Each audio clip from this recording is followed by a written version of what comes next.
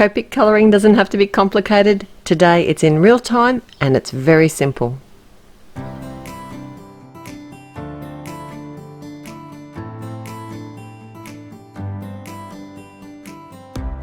Hi, it's Therese from Lostinpaper, and today I've got an Ellen Hutson set called Backyard Bird Friends.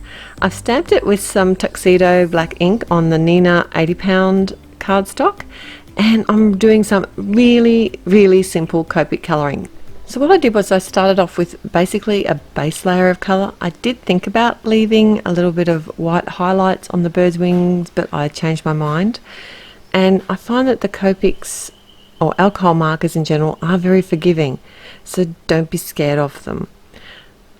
I then brought a second colour in to add some shading, and then brought back my first colour and mixed them together, and by sort of colouring over top and feathering the ink out, it helps it to blend. A couple of tricks with Copics is, if you want it to look darker, add another layer. And that's what I'm doing here, because I'm not really happy with the colouring. If you want it to look lighter, use a lighter colour or use the colourless blender, the zero Copic marker, and that's what I'm doing here. It's such a forgiving medium, and if you aren't very confident with your colouring, then the best thing that you can do is practice and try not to make it too complicated. And especially I find, like, if you lose your mojo, it's nice to have something that's not too taxing, something that's going to be easy and you're going to enjoy doing it. So one other thing I'd like to mention as another trick is, if you do want to make something darker, is to wait for the ink to dry within the paper before you add another colour. And that's what I'm doing with the bird here, because I'm still not happy with the colour. Sometimes I don't like to blend my colours out properly. You don't need every colour of every marker and blend it perfectly, because you can get a really amazing look without doing that.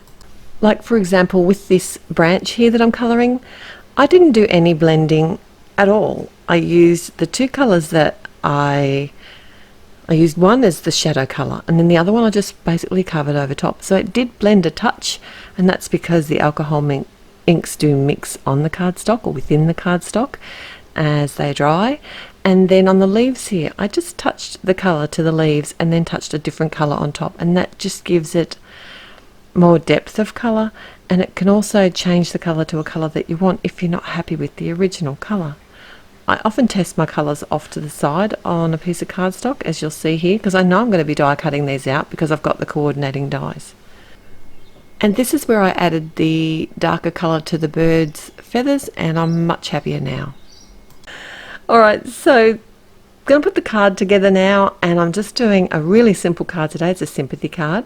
I've cut a window using one of the A2 layer dies from Waffle Flower out of a piece of cardstock, a 110-pound Nina, that I'm going to put around the front of the card. And I did splatter some grey cardstock, oyster grey cardstock, with some white paint. And then I used a grey ink from Altenew to add the Sympathy sentiment, which is from the Totally Random Sayings Volume 3. And then all I've got to do is put all the pieces together. It's a really simple card. Did you see how much tape I put on the back of this grey cardstock? I think I'm ready for World War Z. This isn't going to go anywhere. Okay, so I also did a couple more of those branches. I did them exactly the same as the first two, and I did die cut them all out with the coordinating dies, and now I'm just arranging them on the front of my panel using some glue tape. I find that the glue tape is very forgiving. It's not too strong a hold, but I know that as it sits there for a while, it's going to become stronger. And I also added some fun foam behind the whole window and all of the pieces, all of the branches and the bird, and popped that up on the front of the card. So if you like this video today, please click on the thumbs up button to tell me that you did. I'm really struggling with my words. I am tired. I've been working night duty and the brain doesn't function like it normally does. And it's hot and it's summer.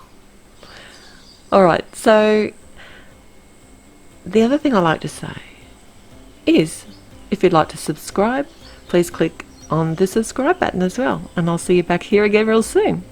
Till next time, happy paper crafting. Bye.